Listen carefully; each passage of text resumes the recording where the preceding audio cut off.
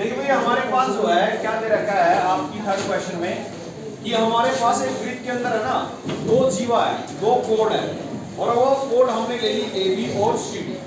ये दोनों जहां पर प्रतिच्छेद करती है हमने इस बिंदु का नाम दे दिया ई और इस प्रतिच्छेद बिंदु का केंद्र से मिलाने वाली जो रेखा है वो लाइन इन दोनों जीवों के साथ बराबर कोण बनाती है। ये हमें सिद्ध करना है। तो सबसे पहले जो चीजें आपको देखिए है मेन होता है कि आपने उसका डायग्राम उसका फिगर बना लेना है। जैसे चित्र बन जाएगा फिर काम आपका आसान हो जाएगा। दो जीवाएं थी ए बी और सी डी जहां पर प्रतिच्छेद करके इसकी ओ से कनेक्ट करके ये दोनों के साथ बराबर कोण बनाती है। ठीक है, फिर देखिए यहाँ दिया है वृत्त जिसका केंद्र ओ है, वो सारी चीजें लिख ली। दो समान जीवा है ए बी और सी डी दोनों बराबर है, ई पर प्रतिच्छेद करके वो लिख लिया।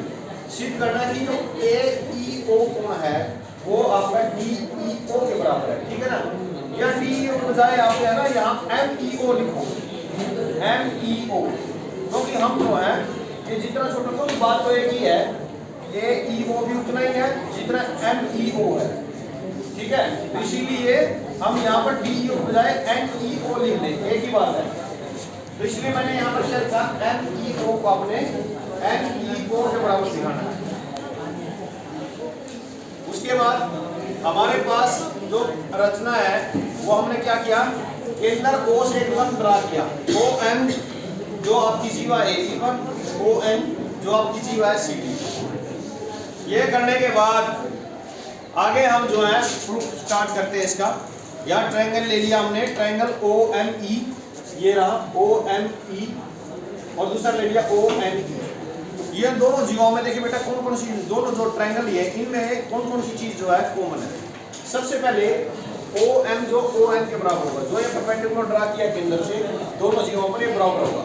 इसका कारण क्या है, अगर हमारे वृत्त में कोई दो जीवाएं अगर समान लंबाई की है उनके केंद्र से अगर लंब ड्रा करेंगे उन दोनों की लंबाई भी क्या रहेगी, बराबर रहेगी। इसलिए ओ एन के बराबर है।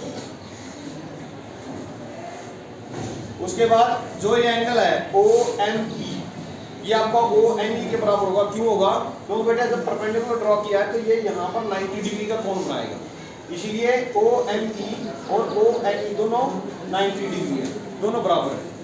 उसके बाद जो ओ ई भुजा थी ये दोनों ट्रायंगल में कॉमन आ रही है, इसीलिए क्या हो जाएगी, उभयनिष्ठ भुजा।